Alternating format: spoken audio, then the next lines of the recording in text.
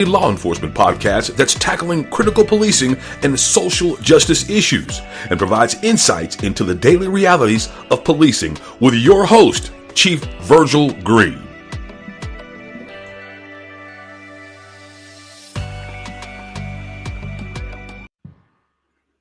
Hey, I want to welcome everybody to another episode of You and the Law podcast. I'm the host of the show, Chief Virgil Green, and we've had a few little technical difficulties to start the podcast off, but I think we're on live, and I've got my guest on tonight, Sean. Again, this happened last week, but like I said, it's live podcast, so you have to roll with the punches. Live without a net. Well, that's why we were cops and not IT guys, I guess, right? Exactly.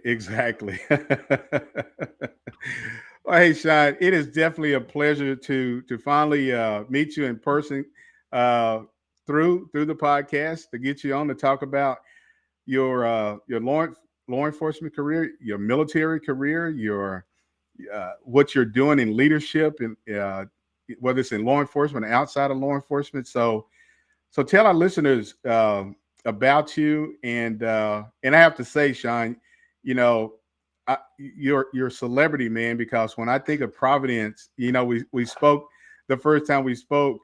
You knew the now, you know, the judge who passed away recently in Providence, that everybody knows around the country. So to meet somebody who knew him, man, I tell you, I feel like I'm gonna have to get you an autograph. That's awesome. Yeah, he was a well-liked, well-respected guy. It's funny because I've talked to people literally all around the world that know him, and he was a big loss. He was a great guy. Yeah. All right, Sean. So start off just telling us about who you are, and you know how you got to where you're at today. Sure. Well, thank you again, Chief, for having me on. It's an honor to be here, and I really appreciate the opportunity to talk with you and your audience about what's going on. So in a nutshell, as you had referenced, my professional leadership career started back in the early 90s with the Marine Corps, going to Paris Island Boot Camp. As a matter of fact, if Colonel Cordero, if you're on, shout out to him. One of the greatest warriors, a leader of warriors I ever worked for and got to know, and taught me an enormous amount in a very short period of time. And that was obviously a little extreme, you know, the lessons that were learned there. But that was a great foundation for me. And then after that, I wound up joining the Providence Police Department in 1989. And my father had been on the job as well. I had a number of relatives that had been on before me. My uncle, my cousin, who, God rest his soul, I had served with, as well as I just found out right before I retired, even my great grandfather was on at the turn of the century. So I had a bunch of legacies that were all great cops ahead of me. And I started out in the Patrol Bureau, and I was very fortunate to be in an amazing department that has an enormous amount of people, as well as a lot of different facets to the department. You know, we had at the time was over 400 sworn officers. So it gave us a lot of opportunities to do different things, and I took advantage of that. I was very fortunate. Worked in the Patrol Bureau, as I said. I was in traffic, rode the motorcycles. I did a ton of different things, detectives, and then I worked my way up the ranks through sergeant, and I was lieutenant when I retired in early 2022. And after that, I was fortunate enough to be selected to design and teach a leadership course for a private company that worked for the FBI National Academy Association. And they flew me all around the country teaching an extensive executive leadership development course to law enforcement leaders all over the country, which was an amazing experience. Mm-hmm. And I got to tell you, I probably learned more teaching than I ever did as a student, just by talking to people around the country and talking to cops all over the place at every rank, you know, because these classes had everything from brand new officers all the way to chiefs. So it was a really unique situation and a great opportunity, but also an awesome proving ground for a lot of the material that we'll talk about tonight. Mm-hmm. And because it's so relatable. And so I took all those experiences and everything that a lot of what I was teaching for the FBI, and I turned it into a brand new book that's launching now called A.I.O Leadership for Law Enforcement: How Legendary Leaders Adapt, Improvise, and Overcome when Failure is Not an Option. And Mhm. it's really been, it's been a great experience for me. It's taken me almost 4 years to get here, but I'm really proud of the work. And the reason why I'm proud is for two reasons. Number one is it's real stuff, and Okay. because that's important to me for everything to be actionable, to be not just, it's great that it's entertaining or it's fun to listen to, but something that you can actually use, and Mhm. back and make your job better. Um, that and also just the fact that all this stuff is battle tested. Everything that I talk about, um, has been used. As I like to joke with the people that I work with, I only learn these lessons, most of them, by screwing things up and doing it the wrong way. Yeah.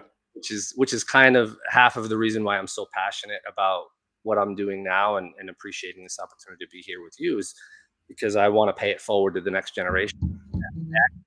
I've also been a football coach for many years, and when I worked with these high school kids, and we've all seen it, right? Everybody in our generation, this generation's soft, and same thing Mhm. else says. And then I started noticing, in the police department, toward the end of my career, obviously there was a little generation gap. Now, because I have two kids that are in that same generation, it was easy for me to bridge that gap. But what I realized is it's not the kids' fault, it's the parents' fault. It's our fault because we're Yeah. the ones that were the helicopter parents, right? So, as much as the stuff that you and I went through when we were growing up, these kids today don't go through anywhere near the struggles that, in many cases, that we did. So, never mind going in the military and that type of stuff, which is a lot more rare now than it was back at our time. So having the opportunity to work with a younger crowd and basically say to them, instead of just sitting here and mocking you and making fun of you, it's not even your fault. So I have a choice. I can sit here and just talk about them when it's not even, again, it's not even really their fault that they are in this situation, or I can help them out. And as I started to do that, not only was my passion kind of combining with what was happening, because at the same time, I left during the Great Resignation, like a lot of other people. So there was a huge gap for a lot of agencies where all the senior officers left. Yeah. And I mean, I was meeting officers that, I mean, one in particular, he had 2 years on the job and was like the deputy chief, and he's like, I don't even know how to spell chief. And now Wow. I'm doing press conferences, and he's like a 25-year-old kid. Yeah. So all that to say, it really inspired me to, instead of being just somebody that was a naysayer, to get my roll my sleeves up and get in the trenches and pay Mhm. it forward to this next generation. Because again, if no one ever shows you how to swim and they throw you in the deep end of the pool, whose fault is it if you drown? And I Exactly. think that's the mistake that a lot of departments make. And sometimes it's for the right reason, sometimes it's for the wrong reason. I mean, I know personally, when I got promoted to sergeant, I didn't go to the sergeant school for a long time after my promotion. Uh-huh. And by the time you got there, it was almost like, well, what am I doing What here yeah. now? Yeah, Like, exactly. Yeah. whereas like in the Marines, it was the opposite. You couldn't get promoted until you did your appropriate level leadership training, Yeah. and only then would they give it to you. So, um, I know I kind of went around the world on that one, but No, uh, no, you're good. Yeah. No. that's how I got here, and that's what brings me to you tonight. Yeah, well, again, thank you, Sean. I want to kind of go back. So, were you originally from Providence, that area, Yes, sir. or okay? And Yes. so you mentioned that you had a history of your family being in the Providence Police Department. Yes, So, I sir. mean, and that's not something that you often don't hear, that you've got generation after generation coming up through one department, and so when you think about that, and you've got a legacy there. You've got your father and others in your family. Um, do you guys have conversations about, hey, somebody, you just mentioned that somebody was on the department back in the early early 1900s or Right. Right. yeah, yeah. So and again, Sean, you don't see that and so to be a part of a family, it kind of reminds me of watching the show. What is it? True Bloods. Oh, right. Yeah. Yeah, where you've got his dad was commander or the chief of NYPD, and now he is, and his sons Right. are, and so and I think that's what brings law enforcement together is just that family, Yeah. and to have that connection that you've got a much deep rooted connection to that department than maybe some others don't have. Yeah, it was a very unique experience because my father was a major crimes detective, and he was old school. I mean, he's old school as old school gets, Yeah, and it was funny being a kid, listening to the stories, even seeing some of the events. There was one particular day, um, and I actually mentioned it in the book at the beginning, where I was a young kid and we're watching the news, and all of a sudden there's a story about a bank robbery. They had like live camera, and so the long story short is these guys rob a bank. As they're doing their getaway, they crash the car and they bail out, and everybody runs. And as the officers were fanning out to conduct a search of the area, one of the officers got taken by surprise, and one of the suspects actually took his gun off of him and was holding it to his head.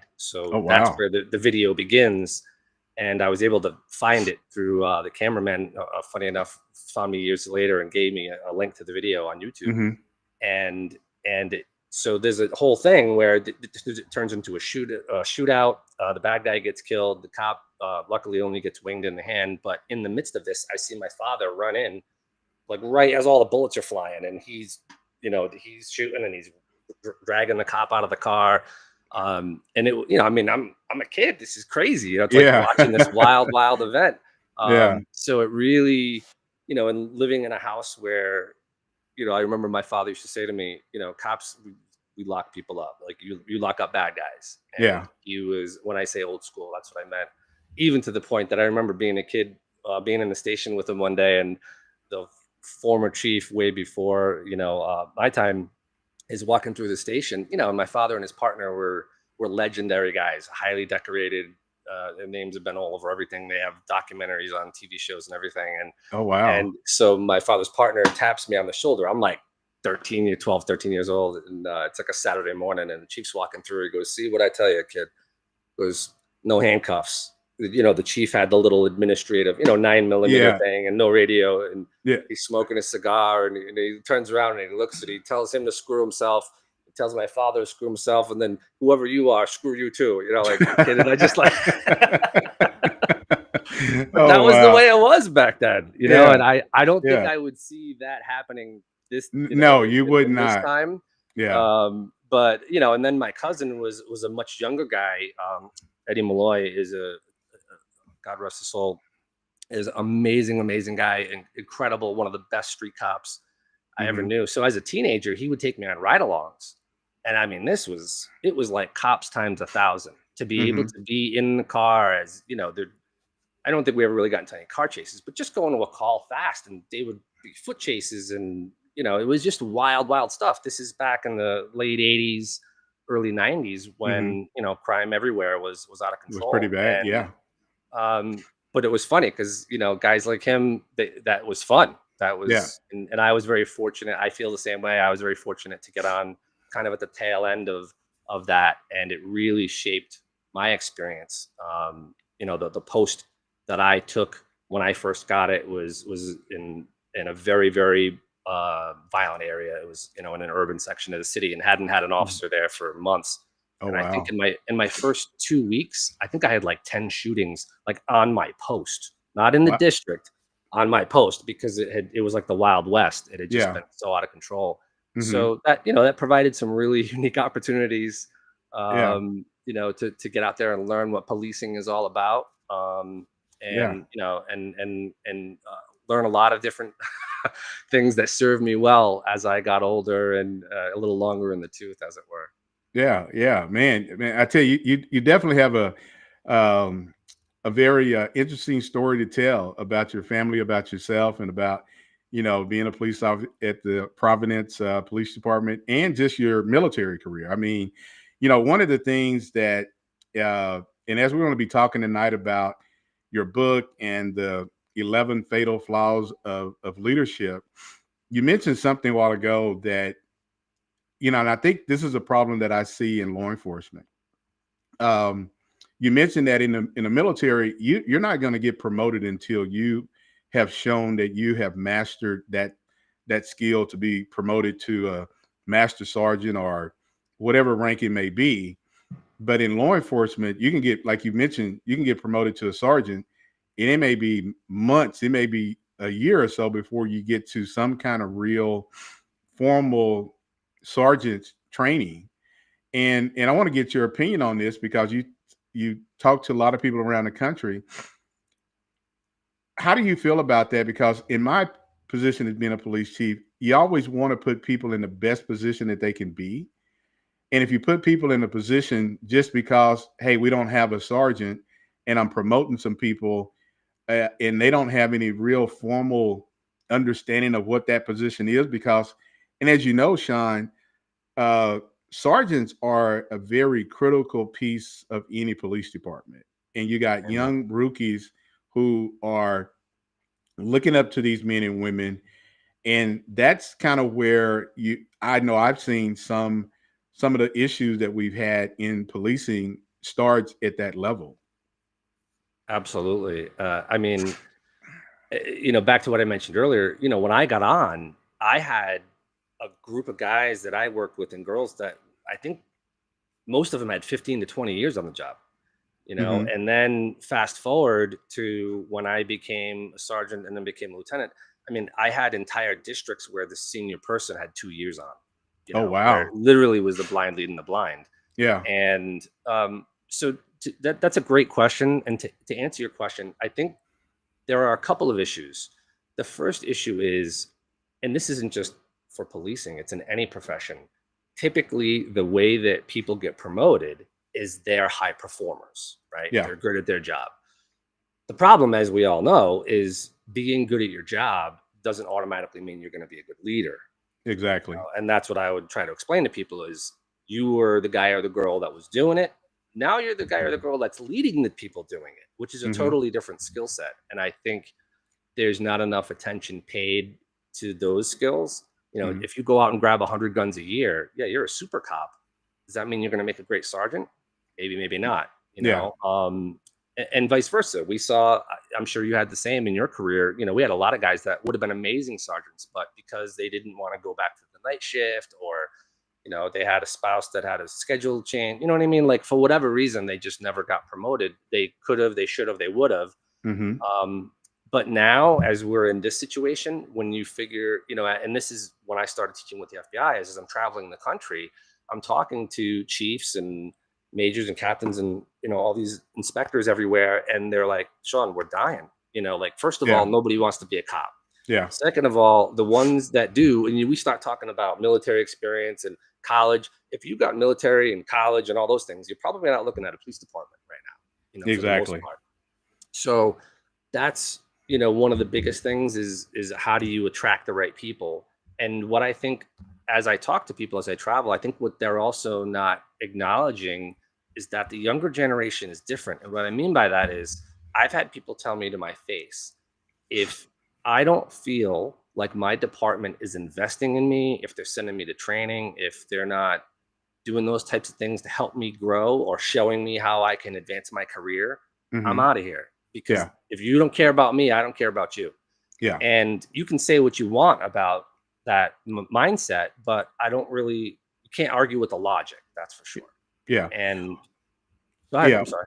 Well, no, and I think you just mentioned something that's real important is that there's a whole new generation of people coming into this profession, and you have a lot of people who have not just a bachelor's degree but a master's degree, and if they decide to get out of whatever field that they're in and to get into policing, they're looking for some kind of professional growth. And if that agency is not investing in that person to say, hey, we're going to send you to some leadership development training, we're going to send you to all these things so you can advance your career. And like you said, if people don't see that, they're going to jump and go somewhere else because, you just mentioned your family has a long history in the Providence Police Department. You did. But Sean, I don't know if you've seen this throughout the country, but you got some guys and ladies who they may be with an agency for 5 years, and if they don't see where that agency is investing in them, they're going to go somewhere else. And so you kind of see people. I don't, they're not just jumping around because they don't, they just want to jump around. They're jumping around because that agency is not. They don't see that the agency has some value into what they can bring. Yeah, and like I said, you can't argue the logic, right? If you hire me and you just kind of stick me in the corner and I can't see any way of advancing, then how much hope is there for me? And one of the interesting things that I found out while I was doing a bunch of research for the book is that 86% of all the police departments in the United States are 20 or less. Yeah, that's an enormous amount.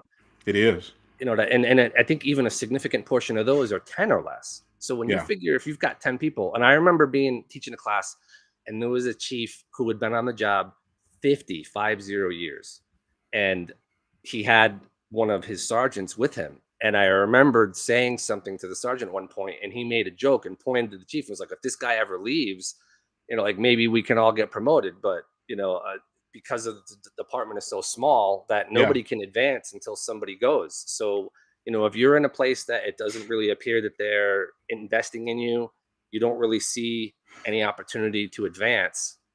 In a lot of the smaller departments, I unofficially took some numbers, and it seems like the average is 2 to 3 years. Yeah. And I don't know if it's different just because of where I'm from in the Northeast. Very, very, very rare to hear of somebody leaving a job. Mm-hmm. It did happen, but it was very rare. When I started training in the South and in the Midwest, extremely common. Guys jump ship all the time, and usually, from what I had heard, most of the time it's because of money.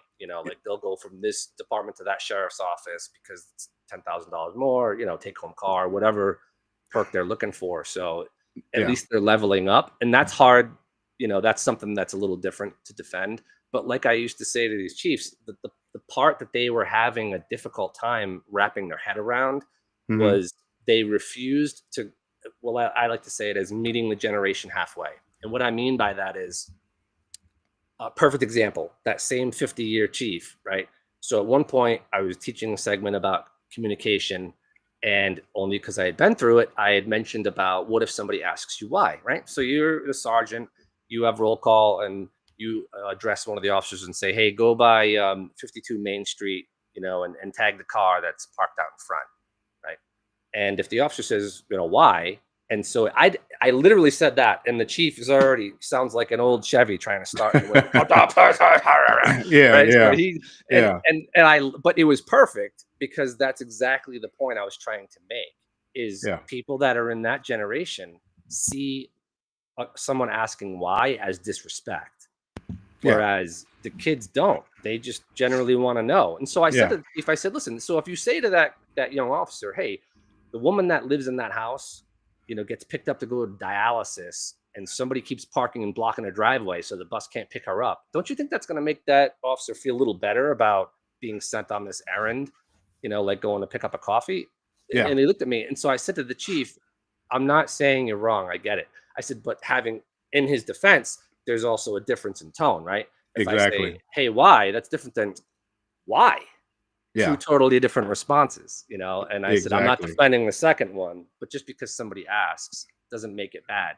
And that's the problem where I think, again, I was one of those guys too, right? When I got hired, you shut up, you stand in the back, you don't say anything, you don't ask questions, you just do what you're told. And a lot of the younger generation, they weren't in the military, they weren't raised that way, so they don't get it. And when they bump into people like us, or that may not be as forgiving, they're not willing to, they're like, you got to earn your place. And that conversation never gets had. These kids think that they're getting hazed just because they're not driving the brand new Explorer.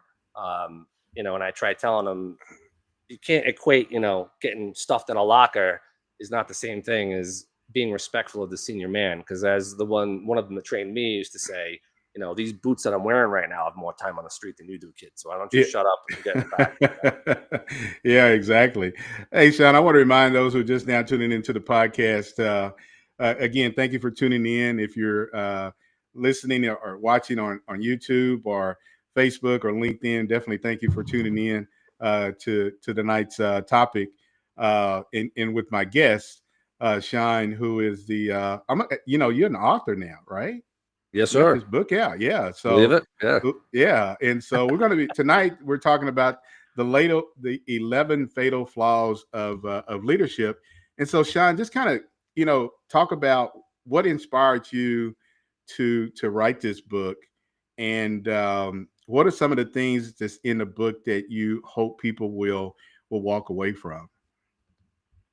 That's a great question, and I appreciate it. The biggest, so let me answer your first question. So, as I was traveling the country teaching with the FBI, you know, one of the questions I used to get a lot from the younger officers was very specific to, you know, scenarios that would come up in class, and they would Mhm. want to kind of break it down, almost reverse engineer it. You know, okay, this is what happened. It ended well.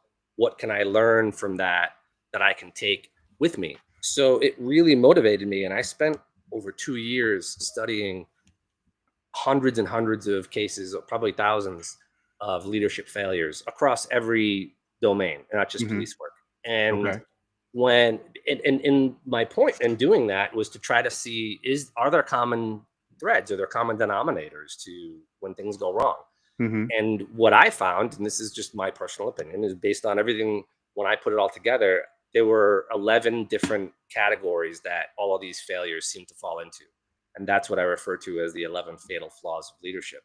And so, what I thought was even more important was not just identifying what those problems were, but demonstrating what they look like when they go bad and what it looks like when it goes right. So the way that the book is designed, the first 11 chapters, each chapter is dedicated to each of the fatal flaws.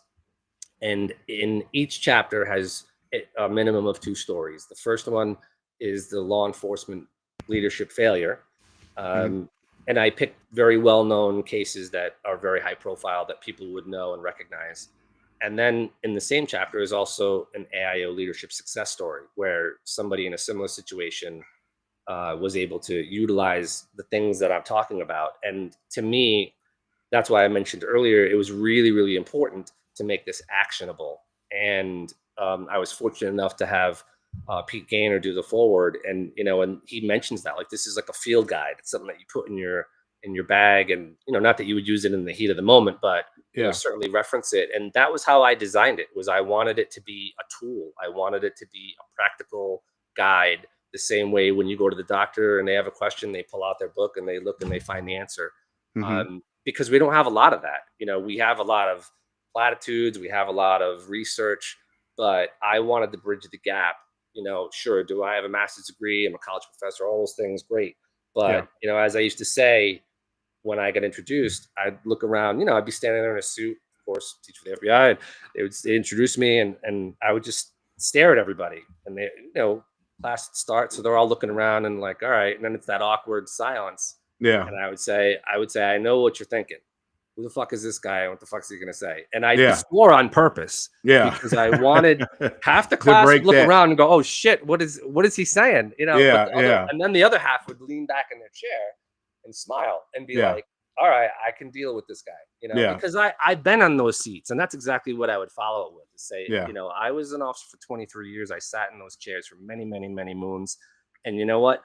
I got so tired of listening to some college professor who was just because he watched a couple episodes of Cops, thought he had it all figured out, or someone who's just a battle axe who just doesn't know how to talk to people and gives me death by PowerPoint or whatever. And so, you know, having to make that combination of entertaining people while you're educating them, you know, was really something that I focused a lot on. But Mhm. the most important thing was to get people's attention. You know, Yeah. like if I couldn't get them in the first minute, And that usually hooked them, because like I would say to them, I'd say, if you look real close, I got a lot of scars on my knuckles. That's from dragging them on the ground next to me, because I was a door kicker guy, but Yeah. I was a street cop. And so when I approach it with humility and say, a lot of the things that we're going to talk about, I screwed up, or I had them done to me and said, I'll never do that when I, if I'm fortunate enough to become a boss. Mm-hmm. So that was the motivation, was almost to be like a guidebook. And one of the stories that I told in the class that really relates to this question here is, I saw a movie about a woman who lost her family years ago, and she's distraught and borderline suicidal, and she decides to walk the Appalachian Trail, which is about 1,800 miles from Maine down to Georgia. And about, I don't know, every 100 miles or so, there's a podium out in the middle of the woods with a little cover, and there's a book, and people can write little quotes or motivational things or little inscriptions. And the way I explained it to the class is, that class or this book is like me writing in that book for you. So when you get to that podium, when I write, watch out for the tree up on the right, or there's a rock coming on the left, that's really what this is about, is learn from my mistakes so that you don't have to make the same ones that I did. Exactly. And Sean, as we talk about the tonight's topic, the 11 fatal flaws of leadership, I think that's where it starts. And as you know, it starts at the top. If you don't have a good leader at the top, I don't care what business you're in. You could be in law enforcement, the military, the private sector. If you don't have a good leadership, and that person does not, have a good relationship with the people that they're leading, you're gonna have some problems. And I think in law enforcement, it's seen more because now everybody's got body cameras. Now everybody's got cell phones. They're taking their cell phones out, recording things. Officers got body cameras, and you're seeing some people make some bad decisions. And you're also seeing some police chiefs who don't really. And this is going to be a tough question for you. Maybe not a tough question, but oftentimes we just don't want to come out and say, hey, we screwed up. And I think that's a problem. We cannot admit that we screwed up, and we cannot take ownership of that. And I think that's why so many officers that I know, and especially come from larger departments, like, you were at Providence. I've seen, known so many of my friends who were at larger departments, and the only time that they ever saw the chief was when they graduated from the academy, or it was some other kind of promotional event going on. But outside of that, the chief had no real connection with anybody. And so to me, you have to have that relationship no matter what size of the department you're in. And I know it's tough, Sean, because guys said, hey, I got a 400-man department. I just can't be everywhere, but you got to make time. And I think that's a part of that flaws of leadership, that if you don't make that time, people forget who you are. And then when things happen, people are going to be throwing darts at you, and you don't realize they're throwing darts at you. Yeah. I mean, and think about what we're talking about, right? I mean, what we're really saying is, you don't care about me, I don't care about you, And I know, like, when I got on, we worked in a very old building. We had a brand new police station built a couple of years after I got on. And the way that station was built was, when the top brass came in, they went in their own separate elevator. They went to a separate floor that no one else could get to. So same thing. You might go really, isolated. really long. Yeah. And, and when you don't see the bosses, like we used to say, well, they can pop down at roll call. You don't even have to say anything.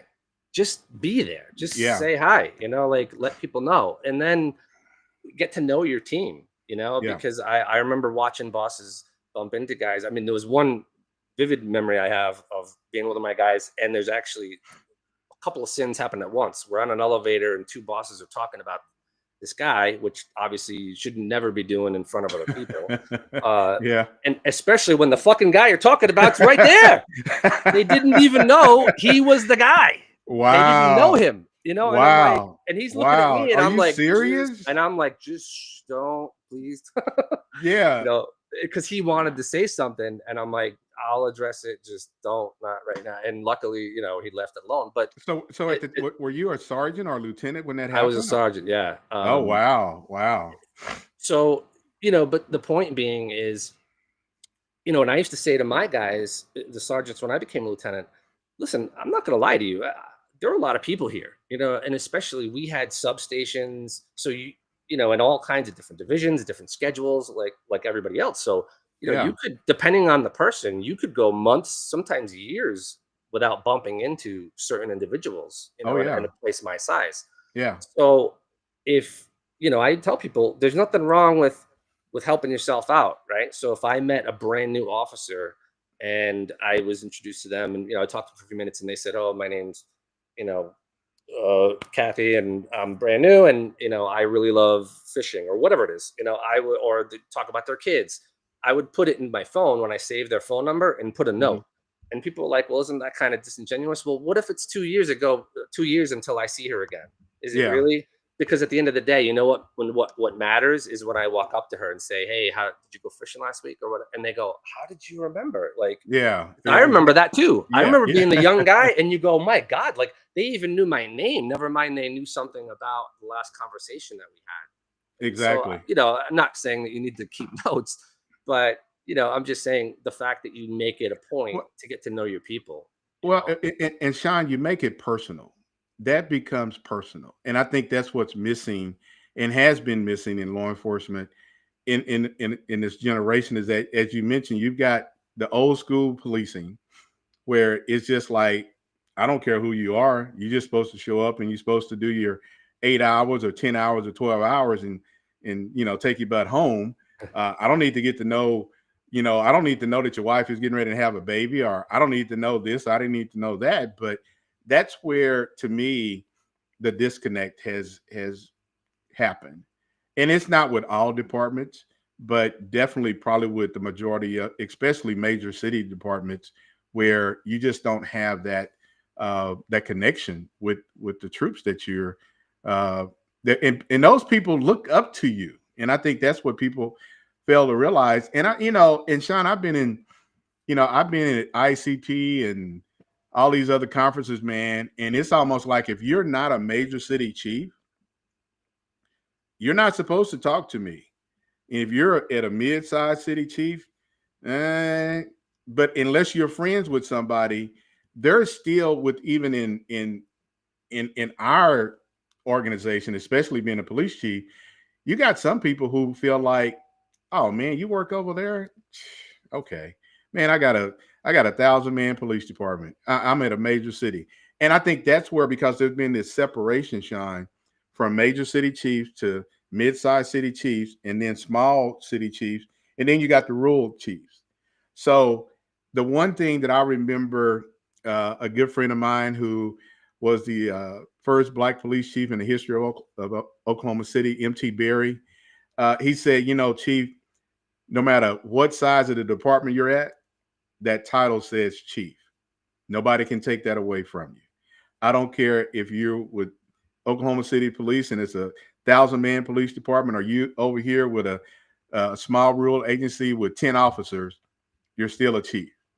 And I think that's what people forget. And I know when I run across guys like Chuck Ramsey and all these guys that have been around, legends, whether they be in police chief or commissioner, and to be in their presence, they're just like, listen, hey, these guys kind of open up the door for me and others to be in these positions. So I think people need to kind of go back and be more human than being kind of that stern looking leader. And people are like, I don't want to say nothing to him. He looks like he's an asshole.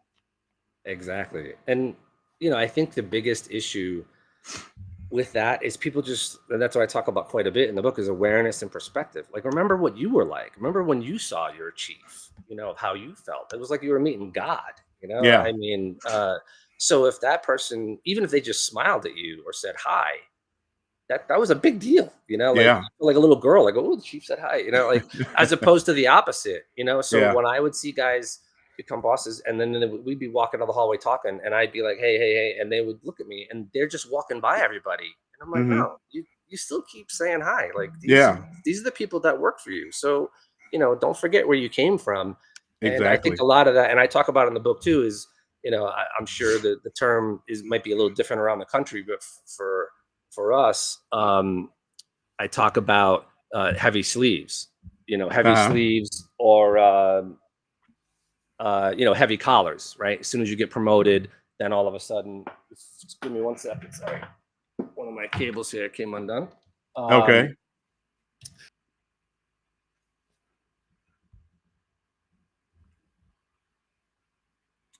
Think I kind of lost your audio or video, Sean. If you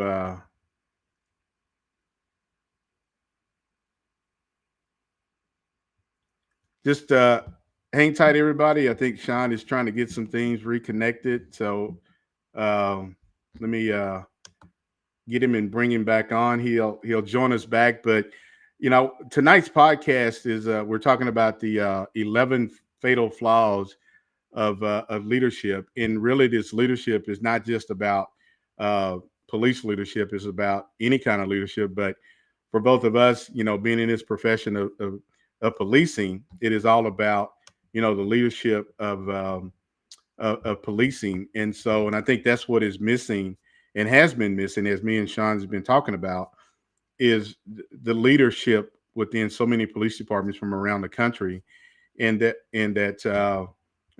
it is something that is caused some problems. So let me get Sean back on. Sean, are you there? Yes, sir. Sorry about that. Okay. All right. Let Well, I got the audio, but just don't have the video part of you yet. So, um, me so see. yeah. That might be on my end. There Okay. we go. Sorry, All right. All right. sorry There we about go. that. All Like right. I There we go. said, that's why we weren't IT guys, right? Yeah, exactly, man. Exactly. It's all good. But again, I want to give a shout out to some of the people that are listening on with us, and they're probably real good friends of yours: Michael, Miguel, Brian, Kaylin, and there's quite a few people. So again, thank everybody for tuning in. And if you want to come on, I don't think they probably want to come on live. They got the cameras turned off, but they can definitely hear and see us. So Well, that's again, awesome. And if yeah, I could, I've already given a shout out to the leader of leaders, Colonel Cordero. I also want to give a special shout out to my good friend Miguel Sergeant Riccio. He's an amazing guy going through some very difficult challenges right now, and just thinking of him, and he's the type of guy that really motivated me. He's a down in the trenches guy. He gave everything and still continues to give everything for his team. He's just an amazing, hardworking guy, great cop, mhm, and old school guy, and truly a special breed. So, those are the types of people that not only helped shape the person that I am and the leader that I am, but the mhm, person that I am now, and the types of things that I'm trying to relay and pay it forward to the generation behind us. mhm, Um, so that's a really big deal. But now that I've given my man Miguel a shout out, to finish answering your question, that was one of the things I was talking about. And you had made the comment about the interaction between leadership and the rank and file. We used to call it heavy sleeves, right? When you become a sergeant or heavy cop, you're wearing your rank up on the epaulets because basically you forgot where you came from. You forgot what it was like to be that person. yeah. Am I still here? Did I Now, yeah, lose you? you're still here. No, you're here. Okay. Yeah. And that was the way we would refer to it is, like basically, and who they were, right? They were the people that I remember. A couple guys, like one, his thing was, all of a sudden he became a sergeant and he's all over everybody for wearing a hat, which we never wore hats, Hmm. like, so what is that about? Or, everybody had their thing. So Yeah. when people forget that, and it was like, to your point, is that really what we're looking for right now? Like I used to say, try to catch people doing something right instead of Yeah. always having that mentality of I got to be looking over my shoulder, particularly with my leadership. So Hmm. now when you're talking about, we're not truck drivers. So now in this day and age, right, when you're talking about in like in our city, the mayor just put out an edict that the police are not allowed to help federal authorities, like Hmm. ICE and all these other things, Yeah. as has happened in a lot of other cities. And that's some wild stuff, and Hmm. I know there was just an incident in Chicago where officers were like calling for assistance, or the ICE guys were, and the Chicago, and all this wild stuff. Like, we're just in a new world order. So Yeah. when officers are not only putting their lives on the line, but their livelihood, their Yeah. house, their everything. And when we got on, you said it, but it was like, yeah, right. Now Hmm. it's a thing. Yeah. Now I hear officers talking about getting insurance and all these other things. And I had a conversation last week with a guy about how to put his house into a trust. God forbid he gets into an issue. Those are not the Yeah. types of things that most people have to deal with. Yeah. And at the end of the day, right? So crazy situation happens all the time, right? Once the adrenaline dump dies down, what's the first thought that always comes to mind? Shit, what are they going to do? Right? Yeah. What's Nebraska? Are they going to back me on this one, or are they going to be out for Yeah. blood? Yeah. And as I used to refer to them as the matador boss, just like when that bull comes running, they're Hmm. cool and they stand there in their pretty uniform. But the moment that the bull comes near them, ole, and you get the Yeah. horn in the ass, Yeah. and Yeah. we've seen it a Exactly. million times.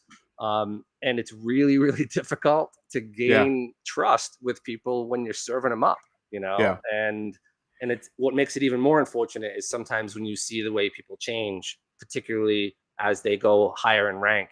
And I don't mean the normal change that just happens because of your position where, like what I used to say to guys, I was a crazy car chase guy.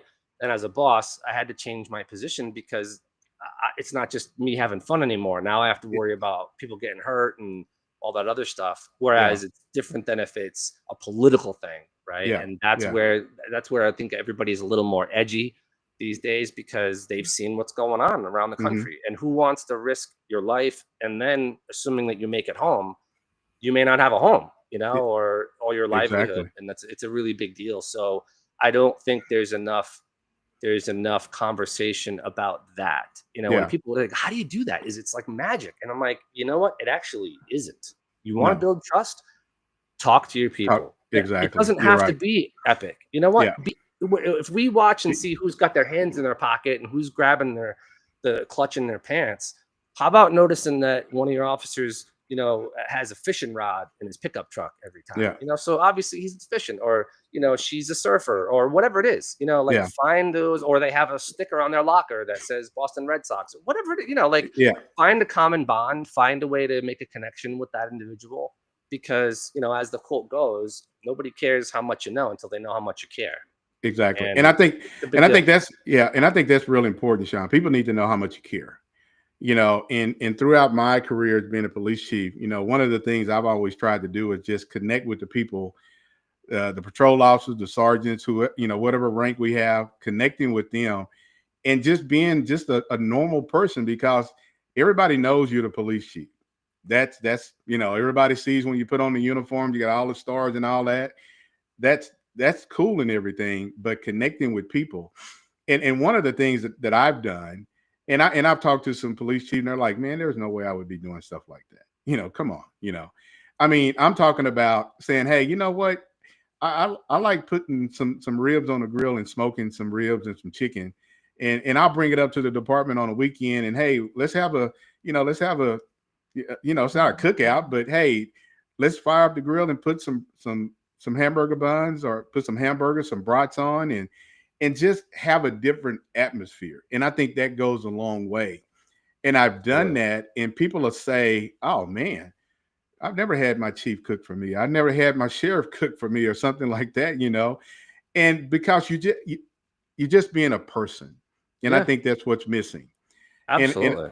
and again, Sean, I just think with so many police chiefs, and at some point you got to realize I need to get out of the game and let somebody else, because there's not a lot of chiefs who are in their 70s who want to be running around doing all these things, but the money is good. They don't want to get out of it.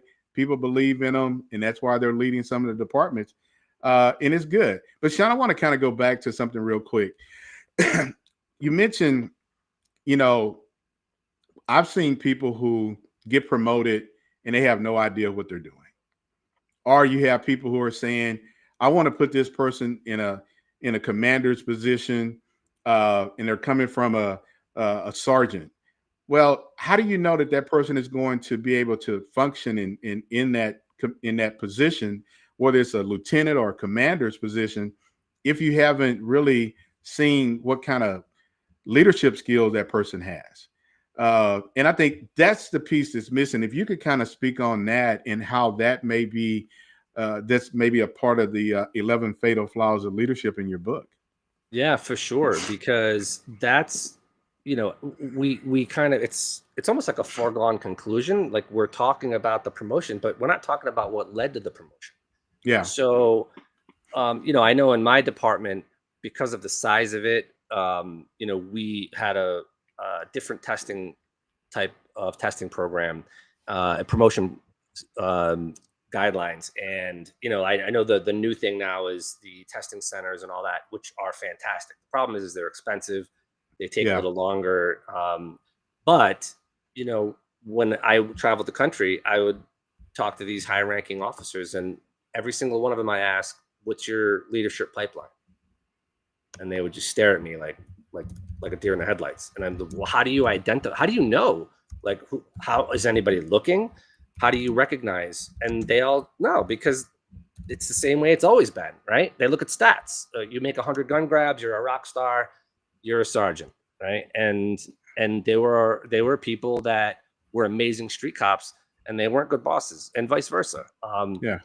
Because no one ever really paid attention to that. Or, we had people that were really, really, really smart. And, when they were like, our rule was 5 years before you could take the sergeant's test. We had people that were 5 years and a month would take it. And because they're super smart, they'd get promoted.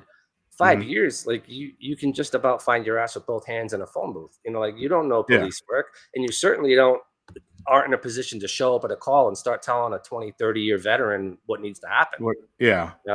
Yeah, You're going to get looked at pretty sideways. Yeah. And so I think there needs to be more, they need to pay more attention to identifying leadership skills, or even better, presenting training opportunities for patrol officers before they get promoted on really basic stuff. Because not only does that make you a better leader when you get there, it makes you a better follower. Because now you understand the techniques, the tactics, the rationale. And when you finally if you do get to that next level, you have a much better understanding of what it takes to be successful. It's not just a fake it till you make it. Because in our world, if you fake it till you fail, make it. Yeah. You're going to be a big one. Yeah. You're going to cost some people some lives, or you're going to lose a lot of respect. Amen. And I think, Sean, and you probably have seen this, man, throughout your career, and even probably while you're training. You got some people who think, yeah, man, that's the chief boy, that's the so-and-so, they're putting that person in the position to grow, but they're not looking at everybody else. And the person who is advancing, they may be thinking, hey, man, I'm not doing anything any different than you should be doing. But there's that perception that you're somebody's boy, and they're putting you in a position to be a chief, of being a sergeant, being a lieutenant, being a major. And then next thing you know, hey, you're going to the FBI NI Academy. Now you really know what's going to happen then. They're kind of setting you up to advance your career. And you're saying, we went to the academy together.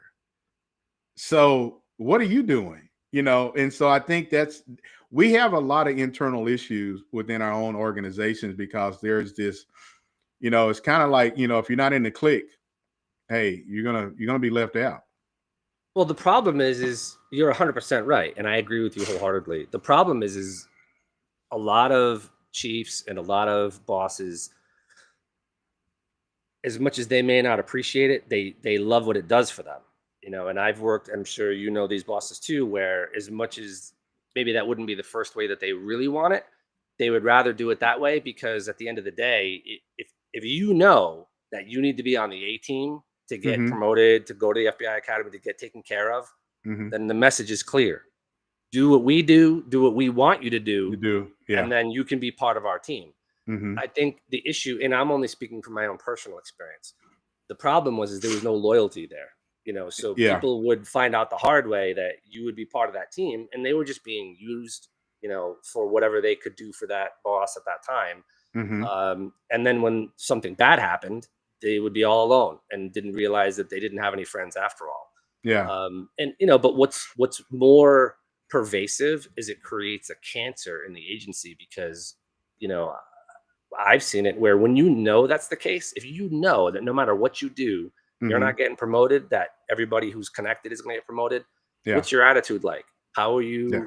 you coming to work? Yeah. How are you reacting to certain things? Because as you know, I mean, cops are the toughest audience in the world. Yeah. So if they already are suspect to begin with, and then you start doing things like that prove what they're thinking. Yeah. I mean, I had a boss. I remember I was young. I had a boss. A couple of the guys wanted to go to this training. It was a legit request. It was a professional training thing, and the boss told us no, that we weren't allowed to go. And then we found out later that he went. So he went to the training and prevented us from going. So, Mm-hmm. when you add in that element of it, where people Mm-hmm. are actively trying to block other people, where there's the Game of Thrones, as I like to call it. Yeah. Because what we're talking about is just not say innocent, but it's not really for a purpose, where that is, Yeah. where people are scheming and figuring out how to manipulate other people or systems in order to get ahead or keep others behind them. And I've seen that myself many Yeah. times. And it's the impact doesn't just hit that individual, it hits everybody, because when people realize this is not on the level, there's nothing fair here, Yeah. then all bets are off. Yeah. Yeah. Well, hey, Sean, man, we're, this hour time goes by real fast, man. And we're coming up on the last few minutes of the podcast. And Sean, I think this is, I need to get you to come back on the podcast. I mean, because, That'd be great. We cannot just talk about your book and your, the 11 fatal flaws of leadership in just one podcast. I think we need to come back and have a part 2 of this, because I mean, there's just so much information I think that you're sharing, and that I think is real valuable to the listeners now, and to those who will listen to the podcast, at some point, later on. So hopefully I can, twist your arm to get you to come back on. Yeah, absolutely. It would be a pleasure. Yeah. So, Sean, as we're coming up on the last few minutes, tell everybody, how can they find your book, and what's one of the things in the book that really stands out that you want people to take away when they read the book? Well, the way they can get the book right now, it's with the graphic designer. It's finished, but they're doing all the artwork and everything else. Uh-huh. So it's going to print after that. So, but people can pre-order a copy of it if you go to aioleadership.com/book. There, Mm-hmm. you just enter your information, and we'll contact you very shortly as soon as that's done. For people that do take advantage of that, there's a bunch of secret little add-ons and bonuses that I'm going to include. I've been told not to talk about them yet, but anybody that gets Okay. an advanced copy will certainly get that. And then what's the add-on to that later too is what I've done through popular demand is I created what's going to be a monthly training module, so people can, on like a subscription-based thing, can get on, and we're going to break all of these items down and go into a lot of other topics and go into deep dives. And I'm going to have a bunch of guests on. It's going to be really, really cool. And it's only for the law enforcement community. So I think it's really important that people be able to interact with each other, ask questions, and just feel like they're part of a community, and Mm-hmm. instead of just watching and listening. So that's the way to get the book. And as far as coming back, or I'm sorry, the thing that I would want people to take away from it, aside from the fact that it's, as I said, as a field guide, it's something that is usable, that you can actually, it's actionable, that you can take and it's not just for police work, by the way. It's not just for law enforcement. A.I.O, we were talking about it before I got on, living in the Caribbean, living on an island, and we've had power outages. I used A.I.O today, right? Yeah. So I had my phone ready, I had and then of course we still had an issue, as you can never plan for every contingency, but exactly.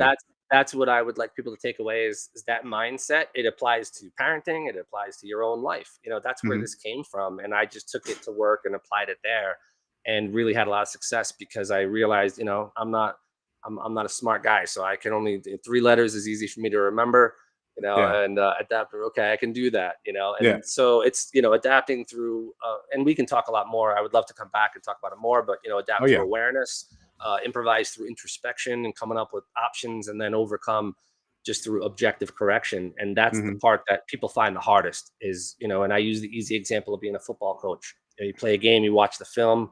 When we were watching and breaking the film down, I wasn't saying, I was a quarterback coach. I wasn't telling my quarterbacks, you're a jerk because you threw a bad pass. Yeah. It was very analytical. And I think that's the hard part.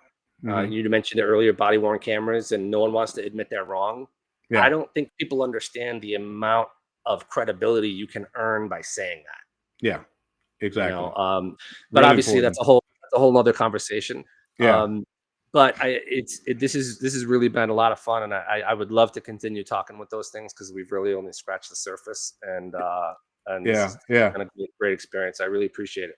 Yeah, well, we'll definitely get your schedule back to come back on and have a part 2 as we're talking about the 11 fatal flaws of leadership. So Sean, man, this has been great. And again, I want to thank everybody for tuning in. And if you don't follow You and the Law podcast, go to our YouTube page, subscribe, doesn't cost you anything. You can find us on Spotify, Apple Podcasts, wherever you listen to podcasting at. You can find this episode and many other episodes as well. And you can go to our Facebook page or Instagram and follow us on Facebook and Instagram at You and the Law podcast. But Sean, it's been a pleasure, man, to have you on. And so we're going to get together off mic and try to get something scheduled to come back and talk more in depth about these 11 fatal flaws of leadership. But awesome. Man, this has been great. Appreciate it. And if people want to find me individually, the easiest way, I'm on all the social media platforms. The one that I interact with, individually is LinkedIn. Sean M. Carroll on LinkedIn, and or at AIOleadership.com. And you forgive me, the website's still being finished, so I don't know what all the links may not work, but they can also reach out to me directly. My direct personal email is my initials SC, and it's SC@AIOleadership.com. Okay. You can find me directly. Well, definitely hook up with him on LinkedIn because that's how we connected on LinkedIn. Yes, sir. So. Oh, man, Monty Bynum, rock star. Yeah, exactly.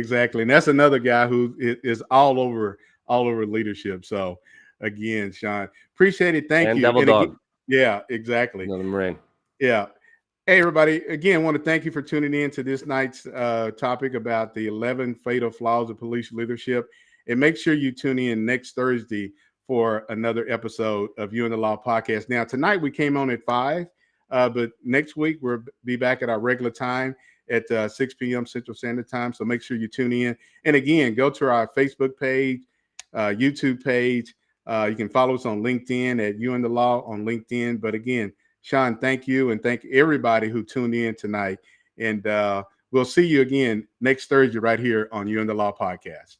Sounds great. Thank you, Chief. That's a wrap on this episode of You and the Law podcast. We've got more eye-opening conversations and hard-hitting insights coming your way, so make sure you subscribe on YouTube, follow us on Spotify and Apple Podcast, and stay ready because the next episode might just change the way you see law enforcement forever.